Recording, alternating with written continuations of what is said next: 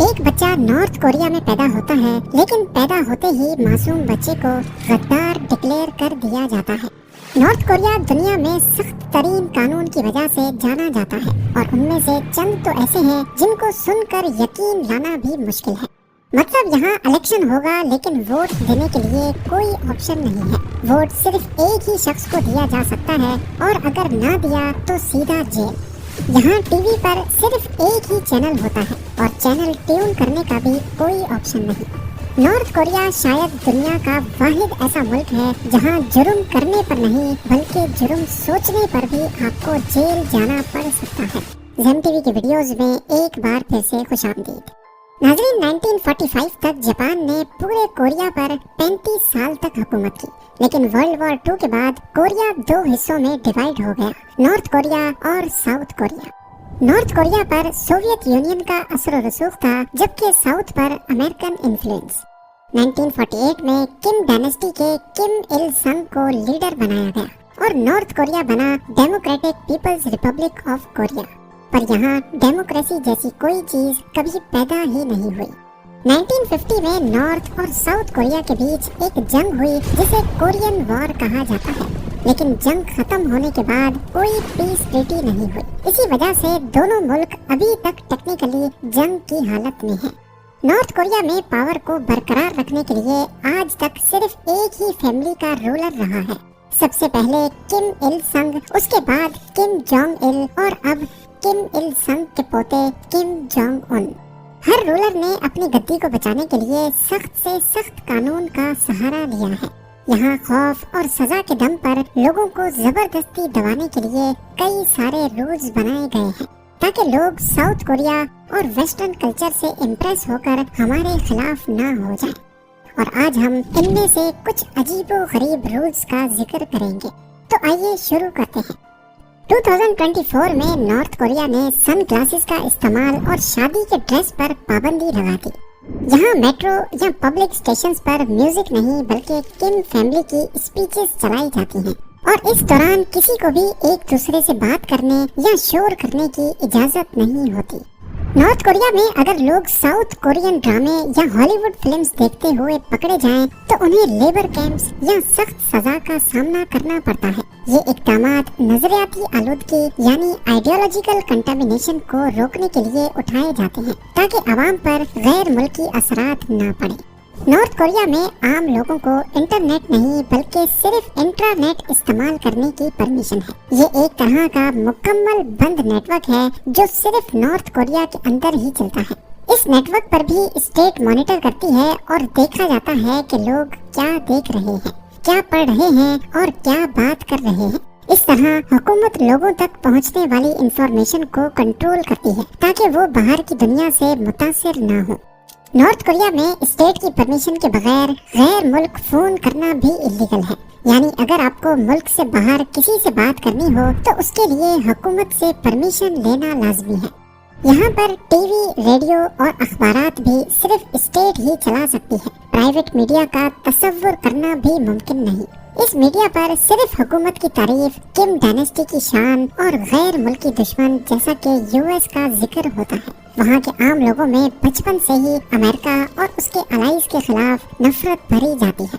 North Korea में हुकूमत लोगों के हेयर स्टाइल्स पर भी सख्त कंट्रोल रखती है। गवर्नमेंट ने चंद खास किस्म के हेयर स्टाइल्स की इजाजत दी हुई है, यानी लोगों को बताया जाता है कि वो कौन से हेयर स्टाइल्स बना सकते हैं। यहाँ वो हर चीज बैन है जो बाहर की दुनिया का असर रखती हो, जैसे जीन्स पहनना, बालों को डाई करना या फिर चमकदार ड्रेस पहनना। ऐसा करने वाले का सामान जब्त और सजा दी जाती है। कपड़े तो कपड़े, पसंद के खाने खाना भी अलाउड नहीं है। हॉट डॉग्स क्योंकि अमेरिकन कल्चर में आम है और बुडे जीके और ट्योक भोक की साउथ कोरियन डिश होने की वजह से बैन है। एक शहर से दूसरे शहर ट्रैवल करने के लिए भी परमिट होना जरूरी है, बिना इसके ट्रैवल इलीगल माना जाता है। नॉर्थ कोरियन पासपोर्ट सिर्फ एलीट क्लास को मिलता है, जैसा कि गवर्नमेंट ऑफिशियल्स और किम जोंग उन के करीबी साथी। आम पब्लिक ख्वाब में भी नॉर्थ कोरिया से बाहर नहीं निकल सकती। नॉर्थ कोरिया में जमीन हो या घर, शॉप हो या बिजनेस, सब का सब स्टेट की मिल्कियत होती है। कोई भी शख्स इनका मालिक नहीं बन सकता, सिर्फ इन्हें इस्तेमाल कर सकता है, वो भी स्टेट की मर्जी से।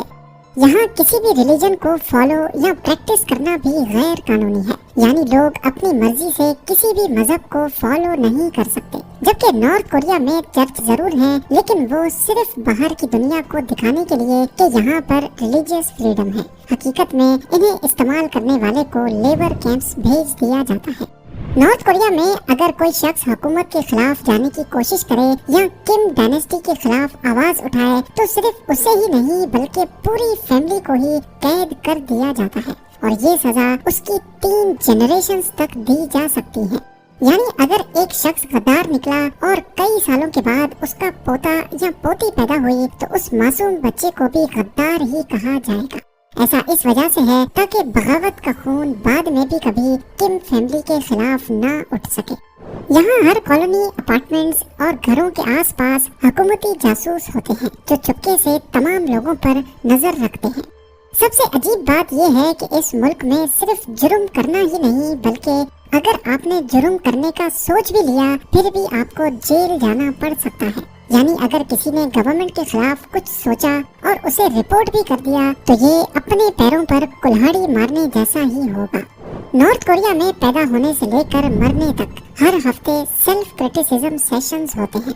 यानी भरी क्लास में लोग अपनी गलतियां बताते हैं, जैसा कि मैंने किसी की कमजोरी को हुकूमत से छुपाया या किम जोंग उन की कम तारीफ की या फिर मैं किसी गैर मुल्की चीज से इम्प्रेस हो गया। फिर लोग अपनी गलती पर माफी मांगते हैं और क्लास में बैठे दूसरे लोग आप पर तनकीद करते हैं। नॉर्थ कोरिया में हर शख्स को वोट देना लाजमी होता है, पर हैरानी की बात यह है कि वोट सिर्फ उन्हें ही दिया जा सकता है जिसको गवर्नमेंट चाहेगी। यानी यहाँ कोई इलेक्शन नहीं होता जिसमें आवाम वोट देकर अपने लीडर को चुनती है, बल्कि यहाँ सिर्फ एक ही नुमाइंदे को वोट दिया जाता है और जो वोट देने नहीं आता उसे गद्दार समझा जाता है। तो फिर वोटिंग होती ही क्यों है जब गवर्नमेंट को सिर्फ अपने ही लोग खड़े करने हैं। असल में यहाँ इलेक्शन चुनाव के लिए नहीं बल्कि एक लॉयल्टी टेस्ट होता है। जब 100% लोग एक ही कैंडिडेट को वोट देते हैं तो इसे गवर्नमेंट अपनी ताकत और अवामी यकजहती मानती है। यहाँ नेशनल असेंबली भी है जिसे सुप्रीम पीपल्स असेंबली कहा जाता है, लेकिन इसका काम फैसले करना नहीं बल्कि किम जोंग उन के फैसलों पर सिर्फ ठप्पा लगाने का है। नॉर्थ कोरिया के तमाम सिटीजन्स पर ये फर्ज है कि वो हुकूमत के 10 पॉइंट आइडियोलॉजिकल प्रिंसिपल्स का जबानी रट्टा लगाएं। अगर कोई सुनाते वक्त बीच में अटक भी गया तो गद्दार कहलाएगा। इन 10 पॉइंट्स में कोई एक पॉइंट भी ऐसा नहीं है जिसमें किम इल संग का नाम ना आया हो। नॉर्थ कोरिया में हर टीवी सेट सिर्फ सरकारी चैनल्स जैसा कि कोरियन सेंट्रल टेलीविजन पर सेट किया जाता है। इसका मतलब है कि लोग अपनी मर्जी से चैनल्स बदल नहीं सकते और दूसरे चैनल्स ट्यून करना भी इलीगल है। इम्पोर्टेड टीवी सेट्स में एंटी-एससी ट्यूनर्स पहले से बंद कर दिए जाते हैं। नॉर्थ कोरिया में साइकिल पर भी रजिस्ट्रेशन और नंबर प्लेट लगती है। यहाँ साइकिल चलाने के लिए भी रोड सेफ्टी टेस्ट पास करना होता है और लाइसेंस भी लेना पड़ता है। नॉर्थ कोरिया में कपड़ों पर गैर मुल्की लोगोज, स्लोगन्स या झंडे बिल्कुल भी अलाउ नहीं है। हुकूमत इन चीजों को बाहर की दुनिया के कल्चरल इन्फ्लुएंस के तौर पे देखती है और चाहती है कि लोग सिर्फ नॉर्थ कोरियन आइडेंटिटी को अपनाएं। सिर्फ नेशनल्स ही नहीं बल्कि अगर कोई टूरिस्ट यहाँ जाता है तो उसके लिए भी सख्त कानून मौजूद हैं। टूरिस्ट के साथ गाइड होना जरूरी है और वो सिर्फ नॉर्थ कोरियन गवर्नमेंट की बताई हुई लोकेशंस पर ही जा सकता है। ना वो किसी लोकल से बात करने की कोशिश करेगा, ना वहाँ खुले आम फोटो ले सकता है। और अगर टूरिस्ट को किसी शहरी का इंटरव्यू लेना है तो वो टूर गाइड की परमिशन के बिना नहीं ले सकता। नॉर्थ कोरिया में मोबाइल्स और कंप्यूटर्स रखना अलाउड है, लेकिन यूएसबी ड्राइव से लेकर मोबाइल की मेमोरी तक रेगुलरली चेक की जाती है। अगर कोई बाहर की दुनिया का कंटेंट मिल गया तो सजा हो सकती है। नॉर्थ कोरिया में सिटीजन्स की क्लास का एक इंतहाई गैर इंसानी निजाम मौजूद है जिसे सोंगबुन कहते हैं। इस सिस्टम का मतलब है कि यहाँ जब बच्चा पैदा होता है तभी इसकी जिंदगी का फैसला हो जाता है और इस सिस्टम की बुनियाद बच्चे की फैमिली हिस्ट्री तय करती है। मसलन यहाँ 3 क्लासेस मौजूद हैं। एक है कोर, दूसरी वेवरिंग और तीसरी हॉस्टाइल। पहली कैटेगरी जिसे कोर कहते हैं, इसमें वो लोग शामिल होते हैं जिनके एंसेस्टर्स ने किम इल संग की रेवोल्यूशन में हिस्सा लिया था, या जो वर्कर्स कोरियन वॉर के फौजी थे। इन्हें हुकूमत का सबसे वफादार समझा जाता है। इन्हें बेहतरीन नौकरियां दी जाती हैं, जैसा कि गवर्नमेंट या फौज में ऊंचे रैंक्स और कैपिटल सिटी प्योंगयांग में रहने की परमिशन, और गाड़ियां भी सिर्फ यही क्लास रख सकती है। दूसरी क्लास है वेवरिंग या फिर डोंगयो कीचंग। ये आम नॉर्थ कोरियन शहरी होते हैं। इनके एंसेस्टर्स भी आम मजदूर या किसान थे, या जिनका पास हुकूमत की नजर में ना बहुत अच्छा था ना बुरा। इन्हें नॉर्थ कोरिया में मिडिल क्लास फैसिलिटीज लेने की परमिशन है। और तीसरी कैटेगरी है हॉस्टाइल, जिसे जोगटाई कीचिंग भी कहते हैं। इसमें वो लोग शामिल होते हैं जिनके एंसेस्टर्स कभी न कभी किसी रिलीजन को फॉलो करते थे, या जिनका साउथ कोरिया में किसी से कोई रिलेशन रहा हो। नॉर्थ कोरियन गवर्नमेंट इन्हें गद्दार समझती है और इन्हें समाज में बिल्कुल निचला दर्जा दिया गया है। इन्हें सबसे बुरी नौकरियां, मसलन किसी कान में काम, मजदूरी या साफ सफाई का काम दिया जाता है। अब आगे बढ़ते हैं। यहाँ बिजली, पानी और गैस सब राशन के साथ दी जाती है और इनकी कंजम्पशन की कड़ी निगरानी की जाती है। नॉर्थ कोरिया में 17 इयर्स की एज से मिलिट्री में 10 इयर्स तक सर्विस करना हर शहरी के लिए जरूरी होता है, चाहे वो मर्द हो या औरत। यहाँ किम फैमिली के किसी भी फर्द की मौत पर या किम इल संग और किम जोंग इल की डेथ एनिवर्सरी पर रोना कंपलसरी होता है। अगर कोई ऐसा ना करे तो उसकी वफादारी को शक की निगाह से देखा जाता है।